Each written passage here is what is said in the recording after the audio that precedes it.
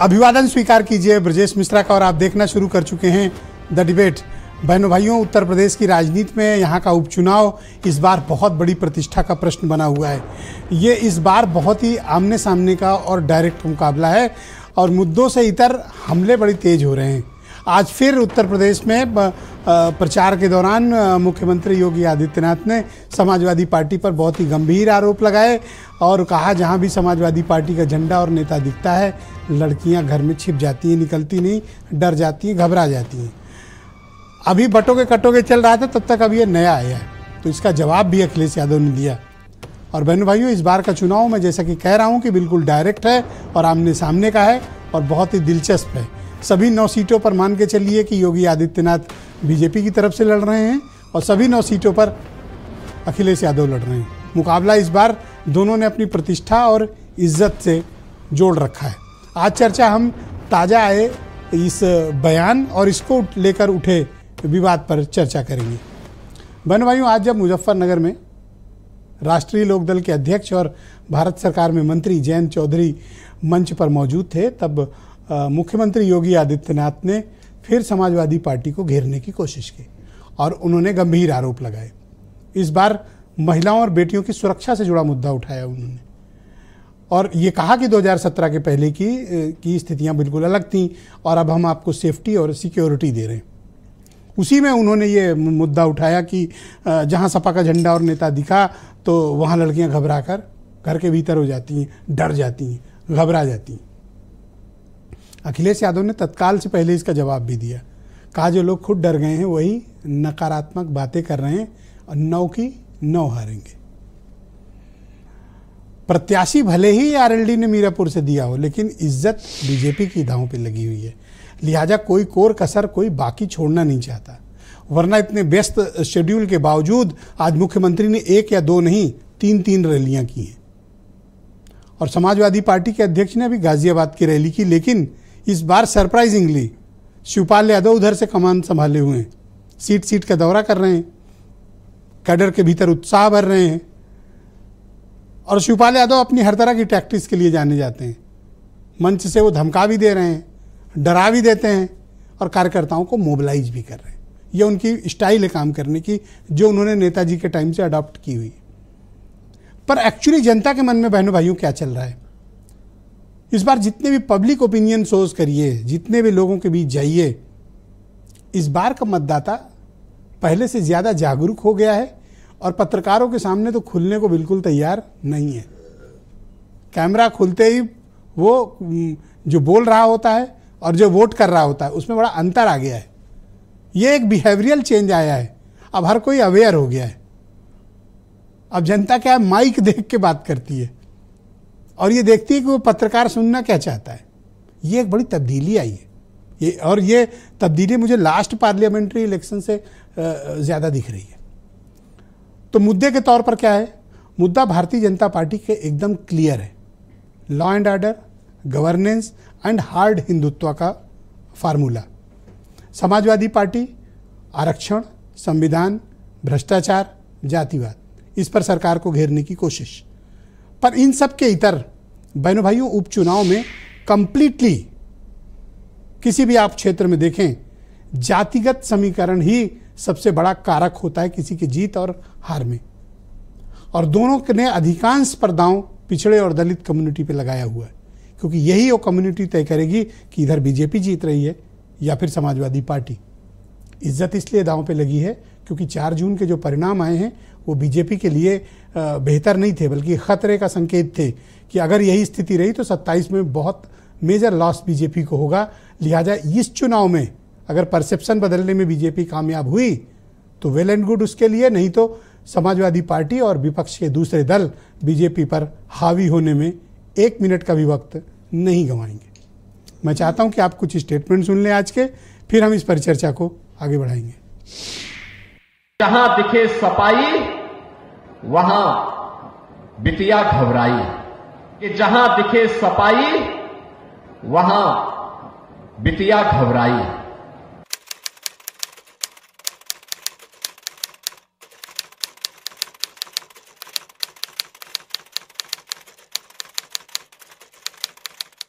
ये विपक्ष से दगा हुआ कारतूस है।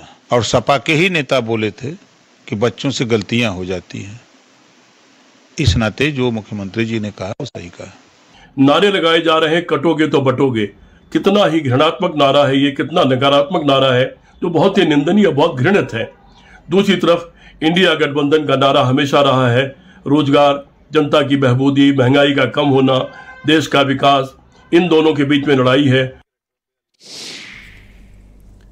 तो बहनों भाइयों, आज की इस परिचर्चा को आगे बढ़ाते हैं। समीर सिंह उत्तर प्रदेश में भारतीय जनता पार्टी के प्रवक्ता हैं, रोहित अग्रवाल राष्ट्रीय लोकदल के प्रवक्ता, मनोज काका समाजवादी पार्टी से हैं और मेरे साथ उमा शंकर पांडे उत्तर प्रदेश में कांग्रेस कमेटी के प्रवक्ता और हेमंत तिवारी जी बहुत ही जाने माने पत्रकार हमारे साथ इस कार्यक्रम का हिस्सा हैं। आप सभी का स्वागत और धन्यवाद। समीर सिंह जी, ये किस तरह का स्टेटमेंट मुख्यमंत्री ने दिया है?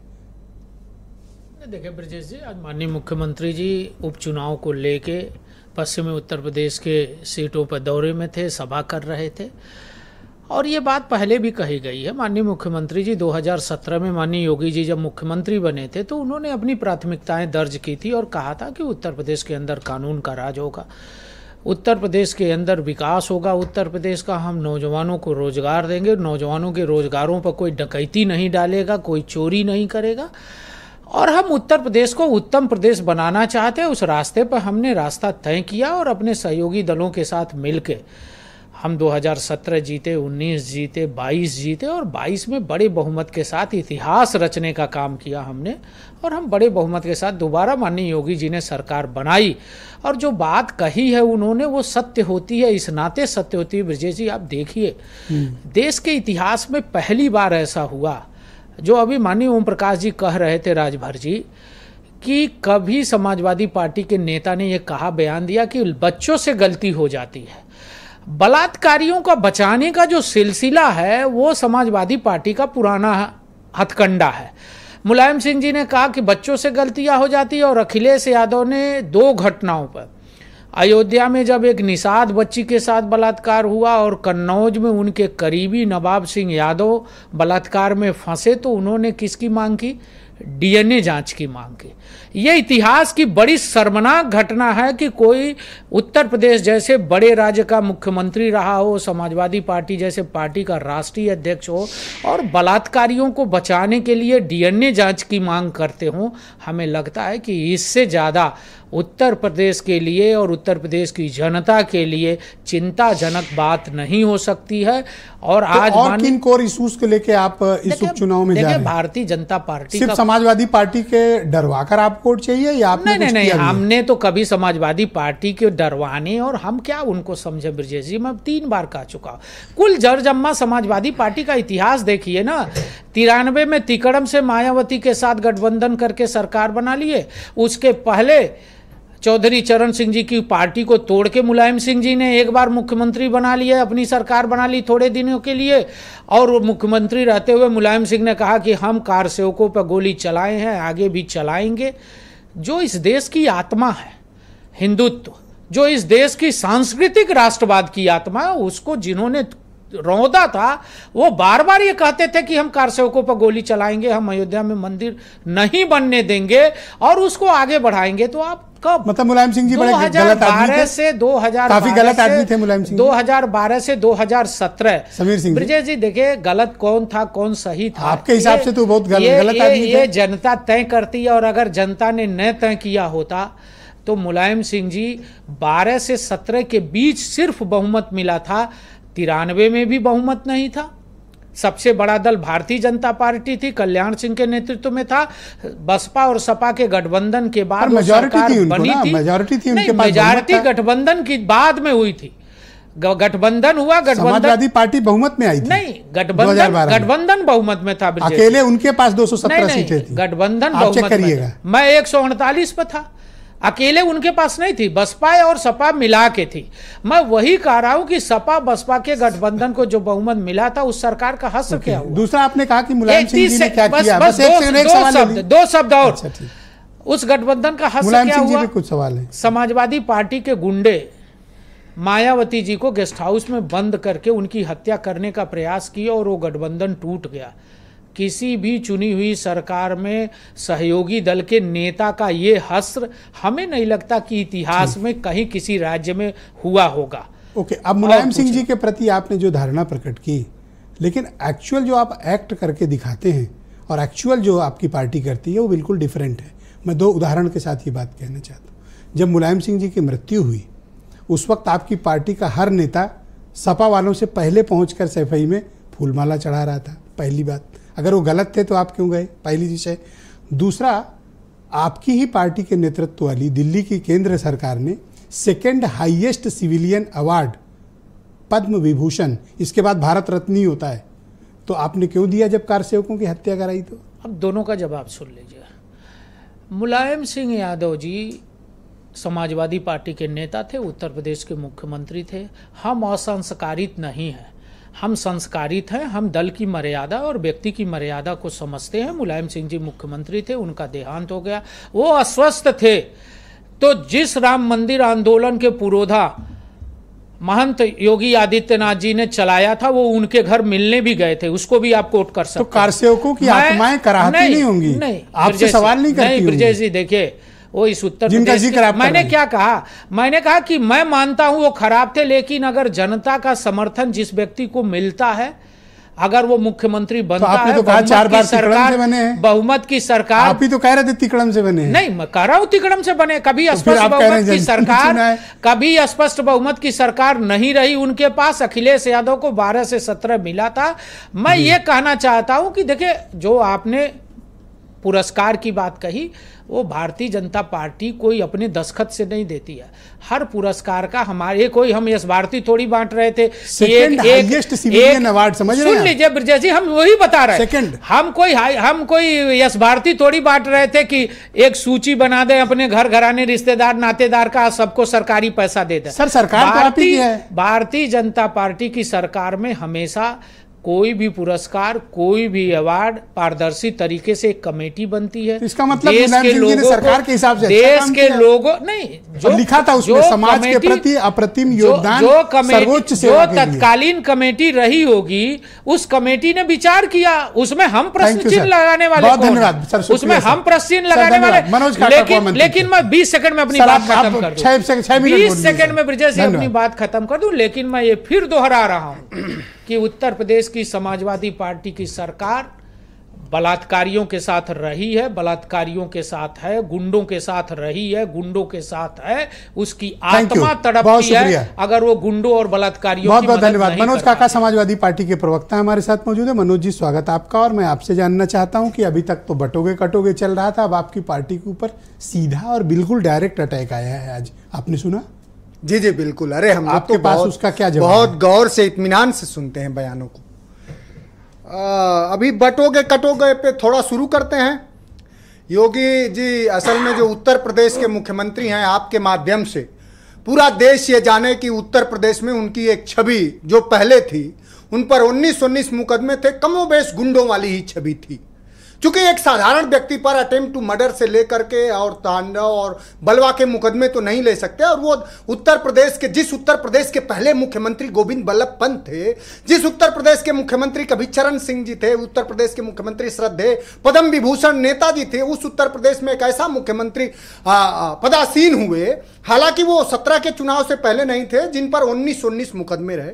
अब योगी जी का पूरा विमर्श सुनिए। योगी जी आपको बांटेंगे और काटेंगे और दलितों पिछड़ों का आरक्षण काटेंगे। योगी जी क्या करेंगे?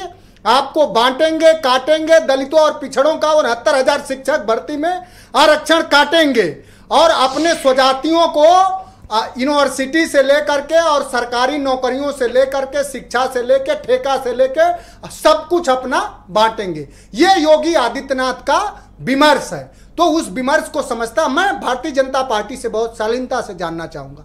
हालांकि भारतीय जनता पार्टी का पूरा जो चरित्र है कमोबेश आत्म केंद्रित होकर देखने का नहीं है। उनका चरित्र यही है, इस देश में जानते हैं साहब, सामूहिक बलात्कार, 3,000 बलात्कार, 3,000 माताओं बहनों के बलात्कार का दोषी आरोपी प्रज्वल रेवन्ना, उसकी हाथ पकड़ करके जब नरेंद्र मोदी कह रहे थे कि इसको जिताओ, तो नरेंद्र मोदी और भारतीय जनता पार्टी और योगी आदित्यनाथ से सवाल है कि 3000 माताओं बहनों के बलात्कार करने वाले बलात्कारी का जय बोल रहे थे तो किस बेटी को बचा रहे थे? यह सवाल है कि जब बीएचयू में एक बेटी को 3 भारतीय जनता पार्टी के दरिंदों ने कुचला और उसको वो जब छूट के आज आए हैं, तो भारतीय जनता पार्टी का वहां का विधायक से लेकर के समीर सिंह तो बहुत छोटे आदमी है साहब। मैं तो चाहता हूं छोटा कोई नहीं सर, यहाँ सब बड़े हैं। उत्थान हो, एक सेकंड सर प्लीज, गिनती में ही नहीं है। पहला राउंड है please, discipline sir, discipline sir. मैं सुनिए साहब, मैं सुनिए साहब, और हाथरस में जब बेटी को 2 बजे जलाए, और सुनिए साहब, शाहजहांपुर में, एक सेकंड सर,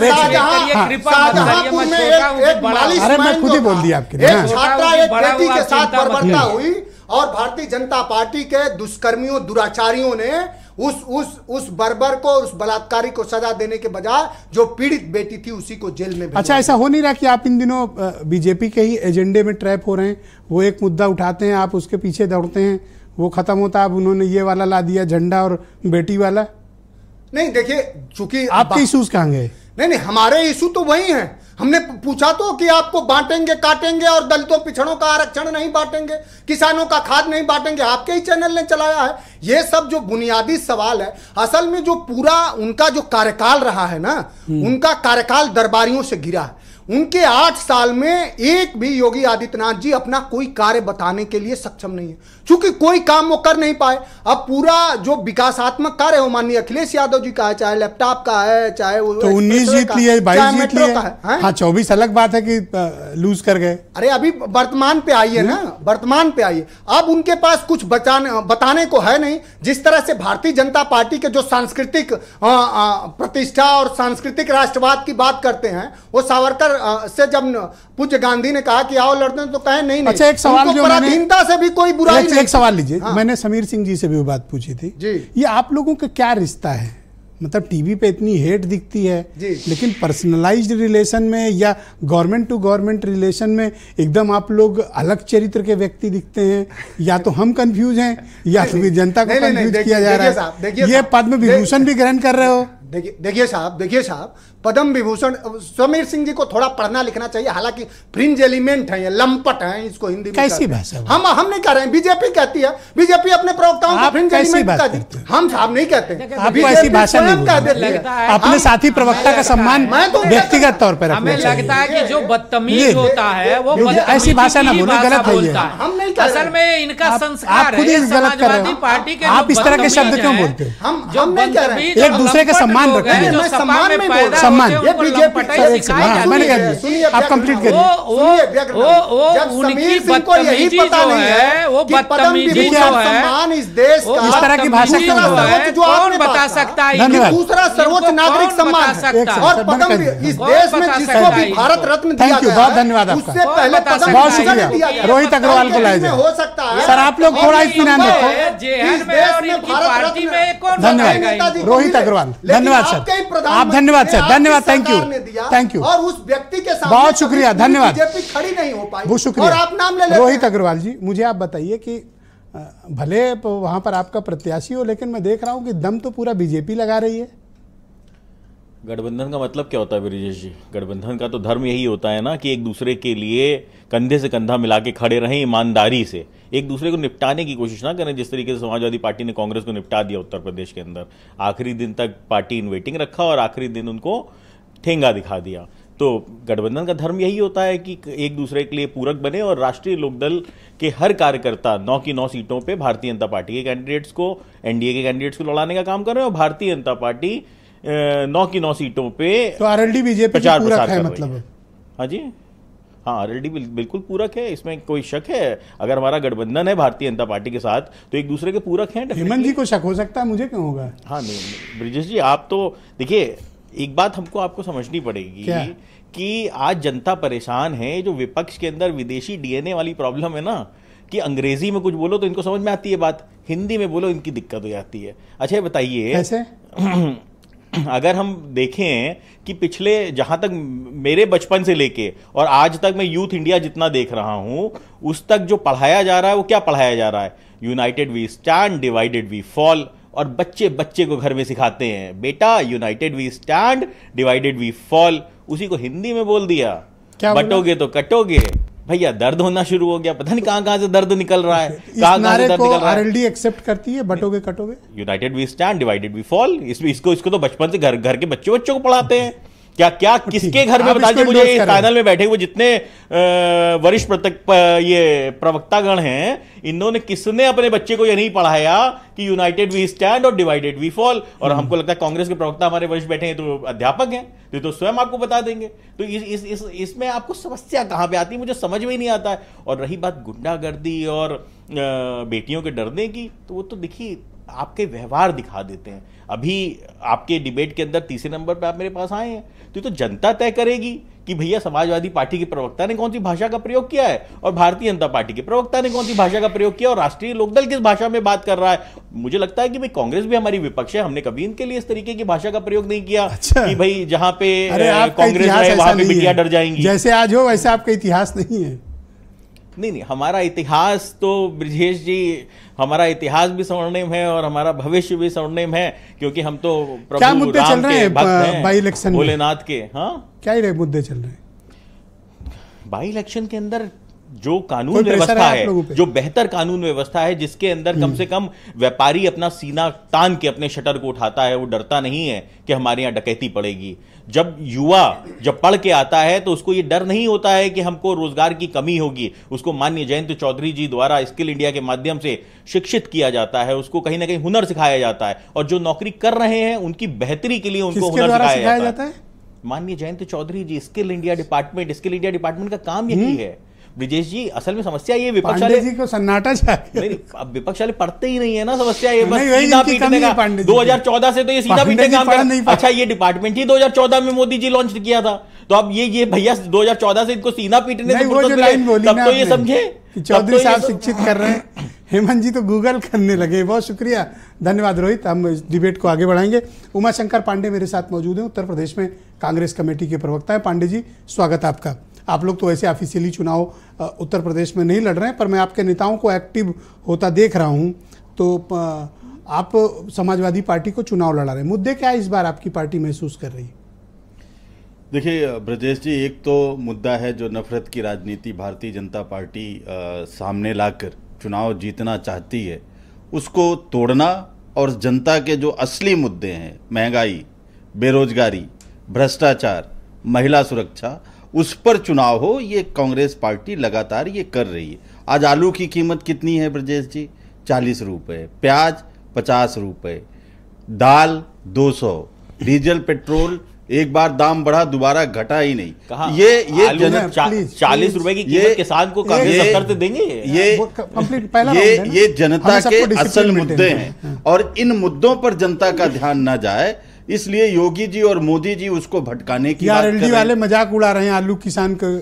अरे ये तो जिन लोगों ने ब्रजेश जी, जिन लोगों ने 750 किसानों की लाश पर पैर रख के भारतीय जनता पार्टी की गूंदी में जाके बैठ गए, नाम लो। वो रोहित जी समझ रहे हैं, वो रोहित जी समझ रहे हैं। वो जो पहला राउंड है सर, वो चवन्नी वाला नेता बदल गया था ना, लिख लो, नोट कर। लाठी भी खाया, मारा भी गया, और चवन्नी छाप नेता बदल भी गया। ऐसे लोगों की क्या बात करना? 40 रुपए पे मजाक उड़ाने की कोशिश कर रहे हैं। वो मजाक उड़ाएंगे। गरीब की थाली, अगर गरीब की थाली में खाना नहीं आ रहा है तो ये गरीबों का मजाक उड़ाएंगे। गरीबों का ये तो सत्ता की मलाई में चले गए, और अब ये सत्ता की मलाई में है, सत्ता की मलाई खा रहे हैं। गरीबों की खाली थाली अब रोहित अग्रवाल जी को नहीं दिख रही है। महिला सुरक्षा पर योगी जी बात कर रहे थे। ब्रजेश जी, आंकड़े इस बात के गवाह हैं कि उत्तर प्रदेश में महिलाएं असुरक्षित हैं। 2016 में जहां महिलाओं के खिलाफ 49,262 मुकदमे पंजीकृत हुए थे, योगी जी के मुख्यमंत्री बनते ही ये आंकड़ा 56,000 के पार चला गया। और मैं पूरी चुनौती से कहता हूं, आपकी रिसर्च टीम अभी दिखा दे एनसीआरबी का डाटा, सपा सरकार और योगी जी के सरकार के हर साल का कंपैरिजन दिखा दे, स्पष्ट हो जाएगा कि महिलाओं के हत्या, बलात्कार, गैंग रेप, अपहरण, बच्चों के खिलाफ हिंसा, ये उत्तर प्रदेश में लगातार बढ़े। और अगर आप कहें जब तो सपा की सरकार थी तब तो आप धरना प्रदर्शन करते थे कि इनका कानून व्यवस्था खराब है, आज आप उसका कंपैरिजन कर रहे हैं। इतना बदलाव कैसे आ गया? नहीं, मैं उसका कोई तरफदारी नहीं कर रहा हूं। आप ही कर रहे थे अभी। मैंने नहीं किया। कंपैरिजन का मतलब तरफदारी नहीं होता ब्रजेश जी। कंपेयर करने का मतलब, तुलना करने का मतलब प्रशंसा नहीं होता। मैं ये कह रहा हूं कि सपा सरकार में जो अपराध का स्तर था, योगी जी के सरकार में वो और बढ़ गया है। और योगी जी क्या कह रहे हैं? फिर वो कैसे क्लेम कर रहे हैं? सबसे सुनिए ब्रजेश जी, महिलाओं का बलात्कारी कौन?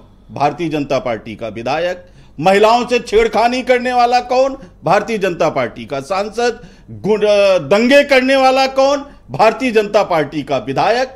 अपहरण करने वाले कौन? भारतीय जनता पार्टी के लोग। शराब दारू की तस्करी करने वाले कौन लोग? भारतीय जनता पार्टी के लोग। पांडे जी, जी बागपत में एक फोटो आई थी। ठीक है, अगर कहीं कोई गलती कर रहा है तो उसको सजा मिलेगी, उसके खिलाफ एफआईआर हुआ, वो जेल जाएगा। नहीं, लेकिन जिला अध्यक्ष था। ठीक है, जो आप यूनुस चौधरी की बात करें, वो नाम तो लिया नहीं। अगर ऐसा कोई व्यक्ति है तो उसके खिलाफ कार्रवाई होनी चाहिए। लेकिन जब यह पक्षपात होता है, ब्रिजभूषण शरण सिंह जैसे लोगों पर जब कार्रवाई नहीं होती है, तब जाके ये समझ में आता है कि उत्तर प्रदेश में महिलाओं को लेके अपराध क्यों बढ़ रहा है। उन पर एफआईआर दर्ज हो गया यूनुस चौधरी पर, लेकिन ब्रिजभूषण शरण सिंह मांग करो कि एक भी गिरफ्तारी हुई क्या? और कुलदीप सिंह सेंगर, जिनके ऊपर बलात्कार और हत्या का आरोप था, वो पूरे लाव लश्कर के साथ एसएसपी के ऑफिस पर पहुंच जाते हैं। बहुत शुक्रिया आपका, धन्यवाद। मैं हेमंत तिवारी जी को इस पर चर्चा में आमंत्रित करता हूं। हेमंत जी, आपका बहुत शुक्रिया और धन्यवाद। इस बार का उपचुनाव सर किस एजेंडे पर लड़ा जा रहा है, आप क्या आकलन करते हो? क्योंकि मुझे ग्राउंड पर जिस तरह से मुद्दे दिखाई दे रहे हैं, वो मुद्दे यही हैं जो इस बीच चलन में है, चर्चा में है। तो जून तक जो मुद्दे चर्चा में थे वो थोड़ा सा ट्रेंड से बाहर हो रहे हैं।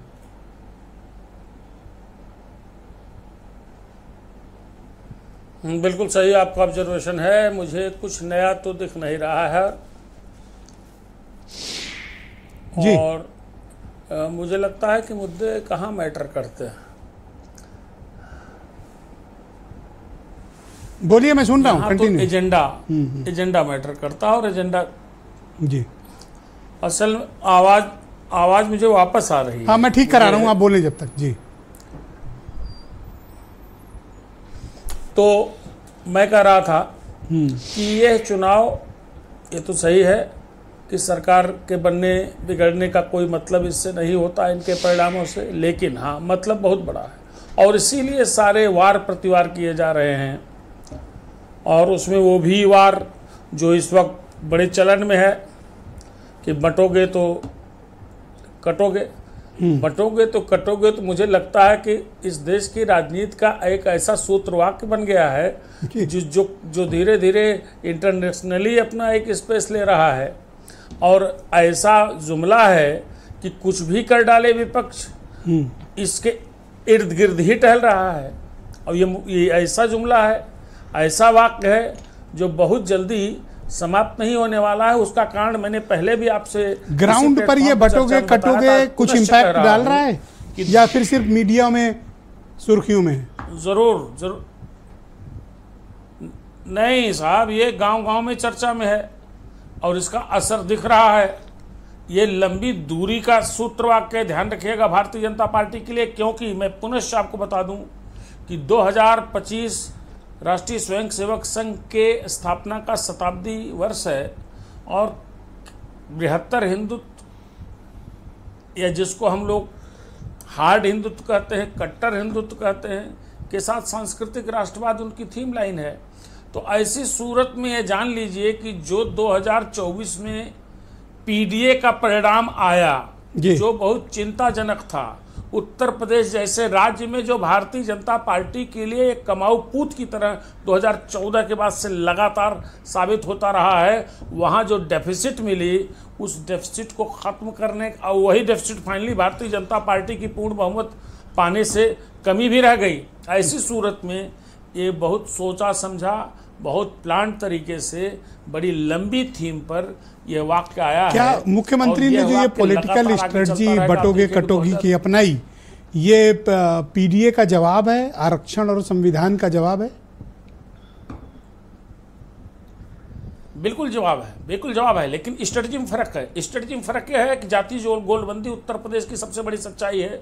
जातीय गोलबंदी पर निगाह रखते हुए, उसका प्रबंधन सुनिश्चित रखते हुए एक ब्रॉडर हिंदुत्व का अम्ब्रेला, यानी बृहत्तर हिंदुत्व एकता की बात भारतीय जनता पार्टी ने फिर से इस बार बहुत जोर से बड़े एजेंडे के तहत जमीन पे उतारने का प्रयास किया है। और आप देख लीजिएगा, एक लाइन हर जगह चर्चा में है। अपोजिशन इसके लिए नई लाइनें कर रहा है, नए नारे दे रहा है, नए पोस्टर बैनर आ रहे हैं। इस इलेक्शन में भी आप बाई इलेक्शन जहाँ आप पता करिए, आपके हर जगह रिपोर्टर, इतना बड़ा नेटवर्क है, आपके यहाँ खबरें भी आ रही, हर जगह इस पर चर्चा हो रही है।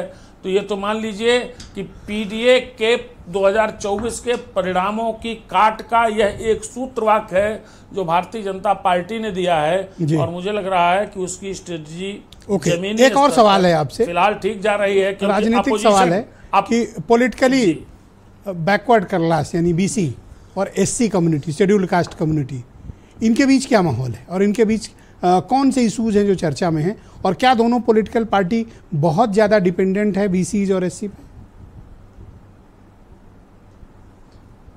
देखिए, मैं एक बात बहुत स्पष्ट कर दूं, हो सकता कुछ लोगों को खराब लगे, लेकिन मैंने जमीन पे देख के जो समझा है कि ये जो चीज़ थी जिसको भारतीय जनता पार्टी खारिज नहीं कर पाई 2024 के पार्लियामेंट्री इलेक्शन में, ये जो रिजर्वेशन का इशू है और कॉन्स्टिट्यूशन में बदलाव की जो बात है, ये दोनों विषय बड़े गंभीर थे जिसको भारतीय जनता पार्टी संभाल नहीं पाई। अब भारतीय जनता पार्टी ग्राउंड पर आप देख लीजिए, एक कॉन्स्टिट्यूंसी से आप अपने यहाँ मंगवाइए, भारतीय जनता पार्टी इन लोगों के बीच में, इन जातियों के बीच में जा करके कह रही थी कि हवाबाजी थी, ये शोषा था, ये जबरदस्ती चलाई हुई लाइन थी, ऐसा कुछ नहीं है, आपने क्या देखा, इस तरह की बातें समझाई जा रही हैं। तो ये तो इस बात की काट हुई कि जो नाराज थे उनको किसी तरीके से रोका जाए। और ये जो सबसे बड़ी बात, जो लगातार एजेंडा जो चलता रहेगा, ध्यान रखिएगा, इसको आज कह रहा हूँ, 3 साल बाद भी आप देखेंगे, 2027 में भी देखेंगे कि इसका जवाब भारतीय जनता पार्टी वही हिंदुत्व के एक बृहत्तर छतरी के रूप में देख रही है कि कैसे इनको एक बात रह गई है मन जी, क्योंकि वो बीसी के और एससी के जो इशू अपोजिशन ने रेज किए थे वो बीजेपी ने सेटल किए या वो इशू अभी भी पेंडिंग है? देखिए, इशूज तो सेटल तत्काल तो हो नहीं सकते। अगर इशूज सेटल करना होता तो भारतीय जनता पार्टी को पार्लियामेंट्री इलेक्शन के दौरान ही यह मौका मिला था अपना जवाब, अपनी बात रखते, लेकिन रख नहीं पाए उस वक्त, उस विषय को डिफ्यूज नहीं कर पाए। लेकिन चूंकि यह विषय आगे और चलने वाला है, कांग्रेस उसको राष्ट्र, चाहे जाति जनगणना का विषय हो, कांग्रेस उसको पार्लियामेंट में उठा रही है। का एक जो इमीडिएट अटेम्प्ट हुआ है वो आप आयोगों में, बोर्ड और निगमों में जो तैनातियां हुई, पॉलिटिकल अपॉइंटमेंट्स हुए, आप उन पर नज़र डालें, जो टिकटों का बंटवारा हुआ उस पर नज़र डालें, तो क्या ये कुछ इश्यूज को सेटल करने की कोशिश नहीं है, इमीडिएट कोशिश? बिल्कुल है, उनमें संदेश देने की बात थी। यही प्लान किया जा रहा था कि इन वर्गों को क्या संदेश कैसे दिया जाए। तो 2-3 तरीके होते हैं। एक तो आप इन वर्गों को संदेश दें इस तरह की नियुक्तियों को लेकर के, आपने कैंडिडेट्स कैसे दिए ये मैटर करता, किस वर्ग किस जात से दिए, आपने देखा, आपने खुद। फॉर एग्जांपल मैं आपको 2 चीज देता हूं, इन्होंने ओबीसी, जैसे लास्ट टाइम ये हुआ ना कि बीसीज में कुर्मी चले गए हाथ से और एससीज में पासी हाथ से निकल गए, करेक्ट? अब आप देखिए कि राजेश वर्मा जो हार गए सीतापुर से, उनको लाकर कहाँ बिठाया गया? पिछड़ा वर्ग आयोग के चेयरमैन, ठीक, कुर्मी बिरादरी को सेटल करने की कोशिश। बैजनाथ रावत, उनके लिए तो कानून ही बदल दिया गया जी, पासी समाज के, और उनको SC ST कमीशन का अध्यक्ष। तो यही तो इशू सेटल करने की बात है जो बीजेपी कर रही है। आप महिला आयोग देख लें तो बिल्कुल जी देख रहा हूँ, सारे आयोगों में सारी नियुक्तियां देखा। और तो और छोड़िए, आप इस बार जो बाई इलेक्शन हो रहे हैं इसमें कैंडिडेट्स आप देख लीजिए ना, इसमें कैंडिडेट्स देखिए, कैंडिडेट्स उसी तरीके के दिए गए। देखिए, भारतीय जनता पार्टी को तो इस लाइन पे जाना ही होगा, ये न्यूनतम उसकी आवश्यकता है। नंबर 2, ये जो बड़ी वाली लाइन चल रही है जिसपे हम लोग लगातार डिस्कशन कर रहे हैं, बटोगे तो कटोगे, जिसको अभी लास्ट एक क्वेश्चन है आपसे, कुर्मी, पासी और कुशवाहा समझाया है, इनको बीजेपी अपोजिशन के पास जाने से कैसे रोकेगी? देखिए, अभी तो बाई इलेक्शन है, बाई इलेक्शन खाली एक माहौल बनाने का काम करते हैं और ये इस अवधारणा को कि ये वर्ग अपोजिशन के साथ चला गया है, या इंडिया लाइन के साथ चला गया है, समाजवादी पार्टी या कांग्रेस के साथ चला गया है, इसको खारिज करने के लिए फिलहाल इन परिणामों का असर होगा। लेकिन भारतीय जनता पार्टी इस विषय में बहुत गंभीरता से लंबी अवधि का कार्यक्रम तैयार कर रही है। आप देखिए, शुक्रिया हेमंत जी, इसी लाइन चलेगी। सेकंड राउंड में सर आपके बाकी जातीय प्रबंधन और ऊपर जी बहुत शुक्रिया हेमंत जी हमारे साथ जुड़ने के लिए। आपसे हम सेकंड राउंड में आपके बाकी ओपिनियन को भी हम सम्मिलित करेंगे। बहनों भाइयों, सेकंड राउंड शुरू करते हैं। समीर सिंह बीजेपी के प्रवक्ता हैं। समीर सिंह जी, 4 जून को जब परिणाम आए तो उसमें 2 बड़े ऑब्जर्वेशंस निकले, जिनका जिक्र अभी मैं हेमंत जी से भी कर रहा था। स्पेशली बैकवर्ड कम्युनिटी में और शेड्यूल्ड कास्ट कम्युनिटी में बीजेपी से डिस्टेंस मेंटेन किया एक बड़े पैमाने पे, जिसका परिणामों पे भी असर दिखा। आप इनके इश्यूज को क्यों नहीं सेटल कर पाए? नहीं, देखिए ब्रजेश जी, उसकी मीमांसा हमारे दल ने किया है, और हारने के बाद, हम जीतने के बाद भी, हारने के बाद भी भारतीय जनता पार्टी सभी चुनावों की समीक्षा करती है। हमने उसकी समीक्षा किया। हम जहां हमसे कमी रह जाती है, हम भारतीय जनता पार्टी के कार्यकर्ता हैं, किसी से भी कोई परिस्थिति में अगर हमसे कोई चूक होती है हम उसमें सुधार करते हैं। लेकिन मैं आपके इस डिबेट में हूं। अभी देखिए, अहंकार कैसे आदमी का बोलता है। अभी मैं सुन रहा था, हमारे समाजवादी पार्टी के प्रवक्ता मनोज काका जी हमको ना समझ कह रहे थे, अनपढ़ कह रहे थे। सर प्लीज बदतमीज कह रहे थे। सम्मान रखें सर, आराम से डिबेट कर लें। आप शांत हो, बातों के लिए, आप शांत हो, इन सब भाषाओं के लिए मैं एक दूसरे का सम्मान रखिए। मैं उनको बधाई देता हूं कि आगे भी इसी तरह से ये बोलते रहे, क्योंकि इनके नेता भी इसी तरह से बोलते हैं, वही संस्कार इनको मिला है। मैं इनको बधाई देता हूं, मैं इनको शुभकामना देता हूं। मुझे कोई कष्ट नहीं है। जनता देख रही है, जनता ऑब्जर्वेशन करती है कि कौन क्या बोला। लेकिन मैं एक सुझाव जरूर दूंगा। मैं अनपढ़ हूं, मैं लंपट हूं, मैं कहीं नहीं पढ़ा हूं, लेकिन अगली डिबेट में कभी मनोज जी आएंगे तो आप मुझे भी बुला लीजिएगा। ये भी अपनी डिग्री लेते आएंगे और मैं भी अपनी डिग्री लेता आऊंगा। और पॉलिटिकल उम्र कब से कौन क्या रहा है, कौन क्या रहा है, एक बार आपके चैनल पर ले आके दिखा देंगे। ये भी सर छोड़ो ना, हम भी बीसी और एससी के मुद्दे पर सांच को आज सर पर्सनल कुछ नहीं होता। डिबेट बढ़ाने दे। रही बात जो आपका सवाल है ब्रजेश जी, देखिए बीसी और एससी पे हमारा नारा क्या था? हमारा नारा है सबको साथ, सबका विकास और सबका विश्वास। मोदी जी ने जो दिया था, हमारे सरकार की एक योजना ऐसी नहीं है जिसमें किसी जाति का पक्षपात हो या धर्म का पक्षपात हो। माननीय मोदी जी स्वयं पिछड़ी समाज से आते हैं। अभी आपने पिछड़े आयोग की चर्चा की, अभी सीतापुर के सांसद की चर्चा की। हमने संवैधानिक आयोग, पिछड़े आयोग को संवैधानिक दर्जा माननीय मोदी जी ने देश भर में दिया, दिल्ली में भी दिया और हमने राज्यों में भी दिया। हमने अनुसूचित आयोग बनाया, हमने महिला आयोग बनाया, हमें विभिन्न समाज के आयोगों को बनाया। और पिछड़े समाज से जो आते सभी सभी समाज के लोग, रोका आपने? नहीं, सभी समाज के लोग हैं। ब्रजेश जी, जब राजनीतिक चर्चा आप करेंगे तो देखेंगे, देखिए हम हिंदू समाज की बात कर रहे थे। माननीय योगी जी ने जो नारा दिया, बटेंगे तो कटेंगे, वो क्या कहा? हमको एक होना चाहिए। जब हम एक रहेंगे तो नेक रहेंगे। भारत की बनावट, भारत की बसावट, मोहल्लों की बनावट, गांव की बसावट, आज बहुत सारी चीजों पर कभी चर्चा करेंगे। ऐसे तो हम भी चर्चा करेंगे, आज समय नहीं है इतना। लेकिन एक होना हमेशा, अभी हमारे लोकदल के साथी ने बहुत अच्छी बात कही कि ये हमको परिवार से सिखाया जाता है। दादी, फूआ, फुफ्फा, मामा, चाचा, चाची, अड़ोस पड़ोस में रहने वाले सब हमारे चाचा हैं, किसी जाति के हैं। हमारे यहाँ जो घर में काम करता था उसको भी हम लोग चाचा कहते थे, काका कहते थे, कोई उनकी जाति का नाम नहीं लेता था ब्रजेश जी। ये तो जाति राजनीति करने के लिए नहीं, जाति राजनीति करने के लिए। आप बताओ ना, निषाद की बेटी के साथ बलात्कार हुआ, मोइनुद्दीन खान मुसलमान बलात्कारी, उसका नौकर बलात्कारी, और उसको बचाने के लिए समाजवादी पार्टी ने क्या किया? नवाब सिंह यादव तथाकथित फुआ और एक लड़की के बलात्कार में डीएनए जांच की मांग कोई मुख्यमंत्री कर? सर आपने दोनों राउंड में मैंने देखा विकास, महंगाई और रोजगार, इस पर नहीं, हम है विकास, महंगाई, रोजगार पर सबसे ज्यादा रोजगार हमने दिया। छेड़खानी के आरोपी को पब्लिक चेयरमैन किसने बनाया? मैं कह रहा हूँ, चैलेंज करता हूँ ब्रजेश जी, मैं सूची दे दूंगा अगली बैठक में, जब भी, आज भी दे सकता हूँ। 7 लाख सरकारी नौकरी, विभागवार बता दूंगा। विभाग याद है हमको, 1,40,000 पुलिस की भर्ती, अभी 60,000 पुलिस की भर्ती फिर हमने किया।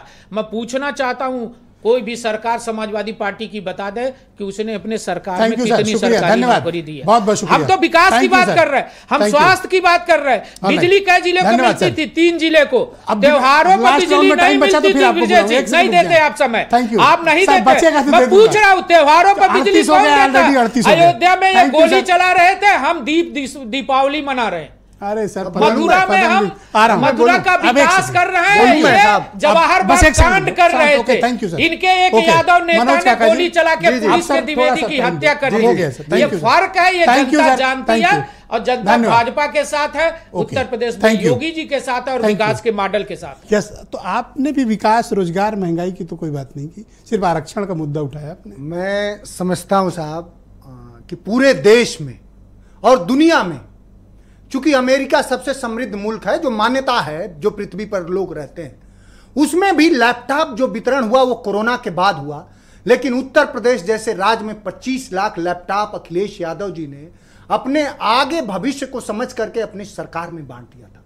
तो दुनिया भर में समावेशी और विकासात्मक राजनीति का कोई चेहरा अगर है तो सिर्फ और सिर्फ मैं ऐलान या कह रहा हूं कि अखिलेश यादव जी हैं। वो व्यक्ति अपने सिर्फ भाषण से नहीं साहब, अपने व्यवहार से व्यवहारित करते हैं। वो जब पीडीए की अवधारणा की बात कर रहे हैं तो सिर्फ भाषण में नहीं कर रहे हैं। ये पहला ऐसा राजनीतिक दल है जो सुनिश्चित कर रहा है कि सामान्य सीटों पर भी आरक्षित और वंचित तबके को चुनाव लड़ा करके उसकी राजनीतिक भागीदारी सुनिश्चित की जाए। और जब किसी की आप राजनीतिक भागीदारी सुनिश्चित करते हैं तभी यह निश्चित होता है साहब कि उसकी सामाजिक आर्थिक भागीदारी भी। तो ये बटोगे कटोगे पे आप क्यों फिर रुकते हो? आप तो सीधे विकास की बात करो, फिर तो रोजगार की बात करो। मैंने आप इस पर उद्वेलित क्यों रहते हो कि हमें इसी पे जवाब देना है? नहीं, मैंने उसका जवाब अब दे दिया। अब दूसरी बात आइए, ये एक दुष्यंत कुमार की लाइन है साहब, पीडीए की अवधारणा से लोग जो जगे संविधान के प्रति। एक दुष्यंत कुमार की लाइन है ना कि वो आदमी नहीं मुकम्मल बयान है, उसके माथे पर गहरा चोट का निशान है और उसके पास सामान कुछ नहीं है, फटेहाल है, मगर उसके झोले में संविधान है। तो झोले में संविधान को ना माननीय अखिलेश यादव जी ने व्यवहार में ला दिया। क्या इस चुनाव में आप बहुत दबाव में हैं? पढ़े नहीं हो? सर एक लाइन एक सवाल और, क्या इस चुनाव आपको, एक सेकंड सर, लोकसभा में क्या इस चुनाव आप बाई इलेक्शन में कुछ दबाव में है पॉलिटिकली? अरे देखिए साहब, आपको पॉलिटिकल, अब देखिए वो आरएलडी का आपको पता होगा, मीरापुर के जो प्रत्याशी हैं पाल जी, वो आरएलडी के नहीं है, वो चवन्नी कांग्रेस की तो खैर में किसका प्रत्याशी? खैर में कांग्रेस के प्रत्याशी। एक सेकंड, खैर में आपका कांग्रेस का प्रत्याशी आपके हैं। सुनिए, एक भी ना दिए, एक भी। खैर में जो कांग्रेस का प्रत्याशी था, और बेचारे सोचिए वो जो पिछड़े वर्ग के राजभर जी का क्या हुआ, निषाद जी का क्या हुआ। दूसरी बात जो मैं कह रहा हूँ, दूसरी कम से कम आंकड़ों पर बात कर रहा हूँ। अभी देखिए कुंदरकी में लोकसभा चुनाव में समाजवादी पार्टी की बढ़त जानते कितने की थी? कितनी? 60,000 की थी लगभग, और सीसा मऊ में थी 25,000 की। 7 विधानसभाओं में हमारी ऑलरेडी बढ़त है। अगर वही बढ़त हम लोग कह रहे हैं कि ये जो चुनाव की डेट बढ़ गई है, जो हारने वाले लोग भाग रहे हैं, तो आप समझिए समाजवादी पार्टी 9 की 9 जीत रही है और बीजेपी बेचैन और बेच रहा है। एक सेकंड, आप तसल्ली जिस मुख्यमंत्री के पास 9 साल में आप समय बचा तो आप दोनों को 20 सेकंड दूंगा, वो सांप्रदायिक बयान ही दे। गणित फेल है, 9 साल हुआ ही नहीं, इनको बोलने 9 साल हुआ ही नहीं, गणित फेल है। ब्रिजेश जी स्थिति साफ है, समाजवादी हाँ नहीं बिल्कुल इनको चिंता होनी चाहिए, पूरे सहयोगी हैं भाई। हमारी पार्टी को 1989 में धोखा न दिया होता तो अस्तित्व में ना होते, चिंता तो होनी चाहिए। तो देखिए ऐसा स्थिति ये है, सुबह शाम झूठ बोलो, झूठ की दुकान खोलो, झूठ बोलो, जनता को गुमराह करो, उनसे उत्तेजित मत। हाँ यही काम है, सुबह शाम समाजवादी पार्टी वालों के पास झूठ बोलो। आपकी इतनी चिंता क्यों है? नहीं तो पहले क्या आपके पास कोई प्रत्याशी नहीं पहले तो हाँ ये मुद्दा क्लियर करने, मैं पिछली बार आपकी डिबेट पे आया था, उसके बाद पूरे देश के चैनलों ने चलाया। मैंने आपको कहा भी था कि आपके चैनल पे मैं बोलूंगा तो पूरे देश के चैनल इस चीज को देखेंगे कि भैया मौराना से 2009 में उपचुनाव में मिथिलेश पाल जी राष्ट्रीय लोकदल के सिंबल पे विधायक बनी थी और उसके बाद अब 4थी बार राष्ट्रीय लोकदल के सिंबल पे चुनाव लड़ रही हैं। जब प्रकृति ने निश्चित कर दिया है कि मौरान 2009 में 2.5 साल के लिए वो विधायक बनी थी और अब 2024 में अगले 2.5 साल के लिए वो विधायक बनेंगी ताकि उनका 5 साल का कार्यकाल पूरा हो सके, जब प्रकृति ने निश्चित कर दिया। और उस समय भी हमारा गठबंधन भाजपा के साथ था। प्रकृति ने उनको बीजेपी में कैसे भेज दिया था? नहीं, कहां किस बात हो, किसी की भी फोटो बीच में बोले नहीं, मेरी बात बीच में बोले नहीं। ये प्रकृति ने बीजेपी में कैसे भेज देखिए, राजनीति के अंदर चौथी बार वो हमारे सिंबल पे चुनाव लड़ रही हैं और उसके बाद फिर ये बता रहे हैं कि साहब हमारी कार्यकर्ता नहीं है। अरे भैया, अगर मनोज काका 2-4 दिन कांग्रेस घूम आएंगे तो क्या समाजवादी नहीं रहेंगे क्या? अरे ब्लड तो लाल टोपी रहेगा ना। तो इसलिए स्थिति बिल्कुल साफ है कि ये सब काम चवन्नी छाप वाले लोग करते हैं। जो मिथिलेश पाल हैं वो राष्ट्रीय लोकदल की मजबूत कार्यकर्ता। थोड़ा सा समय दे दीजिए मुझे, 10 मिनट दे तो लीजिए। नहीं, अरे थोड़ा समय दीजिए। पीडीए पे तो बोलते हैं पर्सनल डेवलपमेंट ऑफ एरा गैरा। समाज को पहले धर्म के नाम पे बांटा, 1947 में देश का विभाजन किया और अब ये आप सुन लीजिए, आप शांत हो जाए, कंप्लीट तो करने दें, उनको बोलने दें। नाम पे वोट तब जानेगा जब आप शांत हो गए। आप जब शांत हो गए तब जानेंगे क्या करना चाहते हैं। जब ये सवाल ये कहते जाने तो लोग कि इन्होंने पिछड़ों के लिए काम किया। भैया, मंडल कमीशन में क्या दी थी? क्या दी थी? पर्सनल डेवलपमेंट ऑफ एरा गैरा, इसके अलावा कुछ नहीं है। पहले परिवार पिछड़ा और दलित आपके लिए एरा गैरा है? कहां से आ गया पिछड़ा दलित? तो किसके लिए? कहां से आ गया पिछड़ा दलित? कब तक बांटोगे समाज को? तो जब राज्यसभा ले रहे थे तब समाज को बांटोगे, धर्म के नाम पे समाज को बांटोगे। अरे समाज को एक रहने दो। क्यों हो रहे हो दोस्त? नहीं विजय जी, देखिए समाज को ये जब राज्यसभा ले रहे थे तब एरा गैरा ध्यान नहीं आया। कौन सी राज्यसभा? कौन ये देंगे राज्यसभा? इनकी हैसियत है? अरे राष्ट्रीय लोकदल 9 सीट लेके 9 एमएलए के साथ प्लीज शांत। आप बोलने दें उनको, सब बीच में बोलोगे नहीं सर। 2 बार सर बीच में बोलोगे नहीं प्लीज। 2 बार एमएलसी भेजे वोट करके राष्ट्रीय लोकदल ने 18 वोट दिए इनको। अच्छा, एमएलसी पहुंचे 2 एक मेरे से बात, 2 एमएलसी इनके पहुंचे। हाँ, राज्यसभा कितने सीटों पे चुने? जोड़ लीजिए ना आप, गणित आप जोड़ लीजिए। 36। 2, हाँ नहीं 36 में गिनवा दे रहा हूं आपको। 2 बार इनको हमने वोट दिया, इनका एमएलसी भेजा हमने विधान परिषद के अंदर, उत्तर प्रदेश के अंदर हमारे विधायकों ने वोट दिया। और तीसरी बार माननीय जयंत चौधरी जी को पुनः 9 वोट दिए। और इसके अलावा ये 47 से 111 ऐसे ही हो गए थे, हमारे सहयोग के बिना हो गए। वो तो राजभर जी क्लेम किए हैं, आप कहां पश्चिम उत्तर प्रदेश के? अरे राजभर जी ने कहा उनकी वजह से। हम तो ब्रिजेश जी तब से क्लेम कर रहे हैं जब से आप सवाल कर रहे हैं। पांडे जी तो बताइए, कोर इश्यूज इस बार मुद्दा ना होके बल्कि कम्युनल इश्यूज, हेट्रेड इश्यूज, एक दूसरे पर आरोप डायरेक्ट वाले, ये ज्यादा मुद्दा है?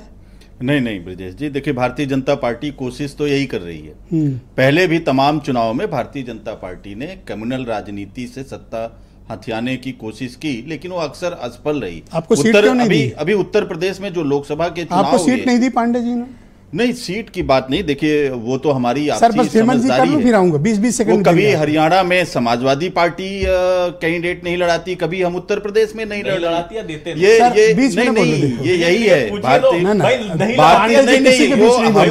आपको इतना संयम वो आपकी तरह नहीं है कि सीट आपको देंगे, कैंडिडेट अपना दे देंगे। आपको मिला क्या वहां जाके? मैं तो यही हम बताए क्या मिला? मेरी तरफ देखो, हमें मिला है समाजवादी पार्टी। रुक जाओ एक सेकंड, समाजवादी पार्टी ने हमको हरियाणा में मदद किया, समाजवादी पार्टी ने हमको महाराष्ट्र में मदद कर रही है। क्यों? तो समाजवादी पार्टी और ये पांडे जी किसी में बोले शांत थे बेचारे। आपसी समझौता है और ये समझदारी है, आपकी तरह नहीं है। आप ये क्यों ठेलम ठेली कर रहे हैं आपके साथ? संजय निषाद और इन लोगों का भी जब बम फूटेगा ना तब आप देखिएगा। उत्तर प्रदेश में इनका बच्चा क्या है? आप समय बर्बाद करवा रहे हैं। उससे अच्छा तो हमको बोलने दीजिए। नहीं एक सेकंड पांडे जी, अच्छा तो हमको बोल लेने दीजिए। नहीं अभी कितने विधायक है उत्तर प्रदेश? आप उत्तर प्रदेश की बात कर रहे हैं, बातों का कोई देश के होते हैं, बदल जाए आप पूछिए ना। अच्छा धन्यवाद, विधायक ऐसे मत करो। हेमंत जी को लाया जाए, उत्तर प्रदेश दोनों का धन्यवाद। हेमंत जी को लाया जाए स्क्रीन पे। हेमंत जी, मैं आपसे समझना चाहता हूं कि ये जो अभी के मुद्दे रिसेंटली उठे, 18 तारीख तक ये सस्टेन करेंगे या फिर अभी कैंपेन में इश्यूज चेंज भी हो सकते हैं, या कंप्लीट कास्ट बेसिस पे ही वोट होगा इस बार?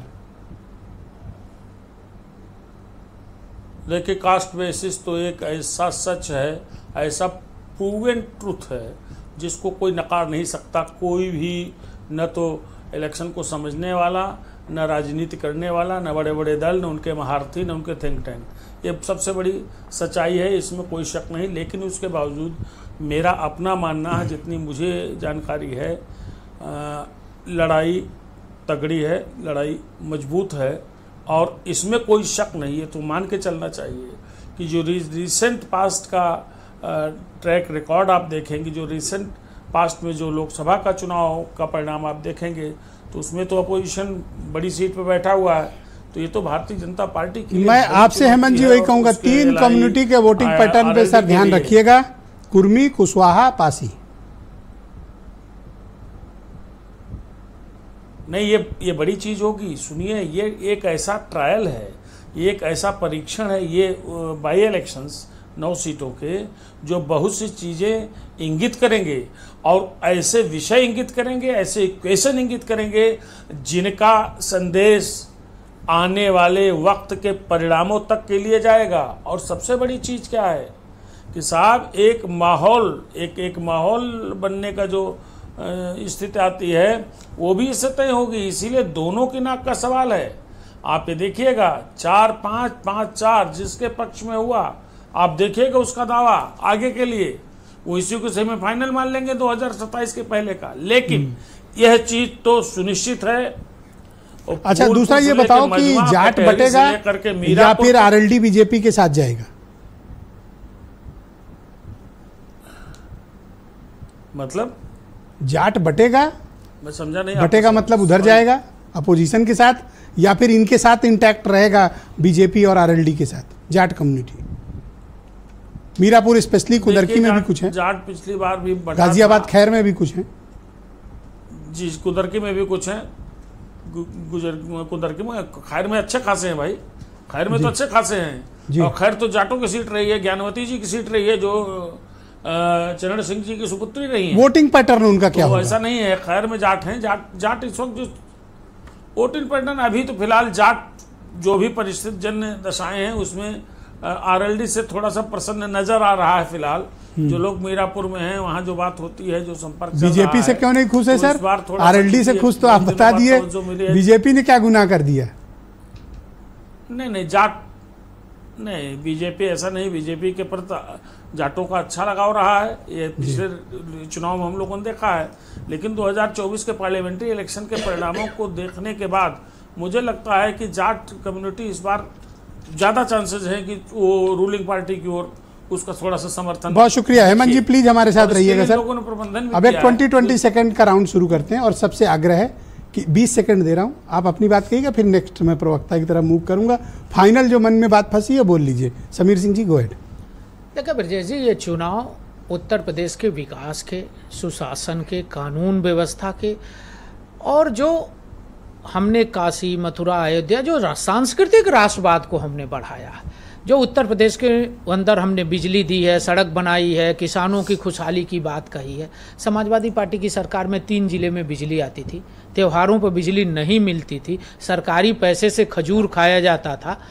आज उन सब चीजों की मीमांसा जनता कर रही है, और जनता भारतीय जनता पार्टी और योगी जी के साथ। अब 20 सेकंड अनइंटरप्टेड बोलिए। ये समाजवादी पार्टी 9 के 9 सीट जीत रही है। भारतीय जनता पार्टी के 10 साल के केंद्र की सरकार को, राज्य के सरकार को बताने के लिए कुछ नहीं है। उत्तर प्रदेश का दलित पिछड़ा जान रहा है कि 69,000 शिक्षक भर्ती से लेके, पुलिस से लेके, 2021 के दरोगा भर्ती से लेके, उत्तर प्रदेश लोक सेवा आयोग से लेके सब के स्वजातियों का तांडव है और दलितों, पिछड़ों और छीनने की पूरी मुहिम है। देखिए, जनता समझदार है, जनता को भी पता है। 10 सेकंड में काम चलाओ। हाँ, जनता समझदार है, जनता को भी पता है कि 2.5 साल अभी एनडीए की ही सरकार रहने वाली है और इनके विधायकों को जिता के क्या करेंगे? वो जाले दिखवाएंगे, वो कहीं ना कहीं नाले दिखाएंगे कि साहब यहाँ पे गंदगी है। तो ऐसी स्थिति में वो जनता सत्ता को ही वोट देगी, इसलिए 9 के 9 एनडीए जीत के आ रही है। पांडे जी, आज उदास बैठे हो? नहीं जी, बिल्कुल नहीं। मैं तो देख रहा हूं भारतीय जनता पार्टी हार रही, क्योंकि ये लड़ाई है योगी बनाम पूरी भाजपा आ रही है, हार रही है। अब देखिए, सुनाई भी नहीं दे रहा है। योगी बनाम पूरी भाजपा, योगी को पूरी भारतीय जनता पार्टी ने घेर लिया है और इस बार ये 9 की 9 हारेंगे और योगी हारेंगे और जाएंगे। थैंक यू सर, सरकार गिरेगी। आप सबका धन्यवाद। आज आपने सबने सहयोग करके डिबेट को सकुशल और शांतिपूर्वक संपन्न कराने में सहयोग किया। आप सबका शुक्रिया, धन्यवाद। बहनों भाइयों, आप सबका भी बहुत शुक्रिया कार्यक्रम देखने के लिए। नमस्कार।